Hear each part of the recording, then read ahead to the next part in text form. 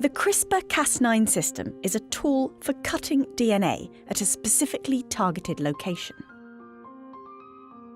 The technique has already revolutionised gene editing, but scientists are always looking for new possibilities.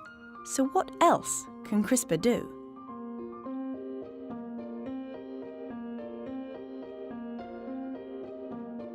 Since being discovered in a bacterial immune system, CRISPR-Cas9 has been adapted into a powerful tool for genomic research.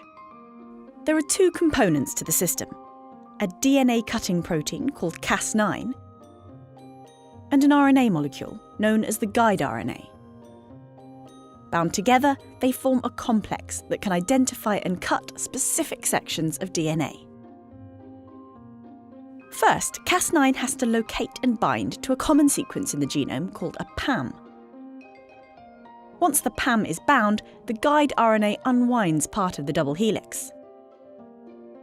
The RNA strand is designed to match and bind a particular sequence in the DNA. Once it's found the correct sequence, Cas9 can cut the DNA. Its two nuclease domains each make a nick, leading to a double-strand break.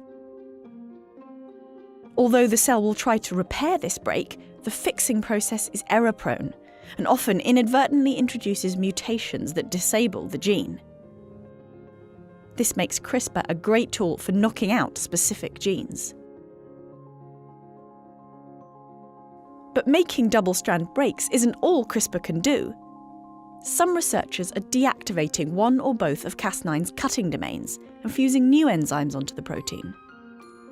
Cas9 can then be used to transport those enzymes to a specific DNA sequence. In one example, Cas9 is fused to an enzyme, a deaminase, which mutates specific DNA bases, eventually replacing cytidine with thymidine. This kind of precise gene editing means you could turn a disease-causing mutation into a healthy version of the gene, or introduce a stop codon at a specific place. But it's not all about gene editing. Several labs have been working on ways to use CRISPR to promote gene transcription.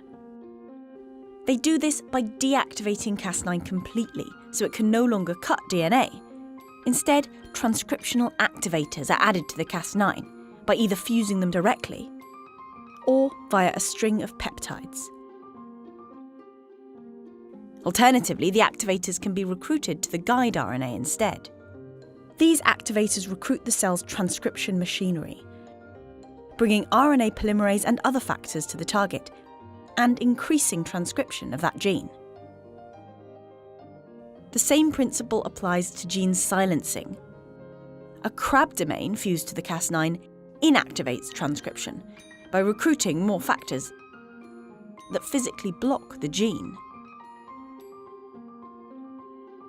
A more outside-the-box idea for using CRISPR is to attach fluorescent proteins to the complex, so you can see where particular DNA sequences are found in the cell.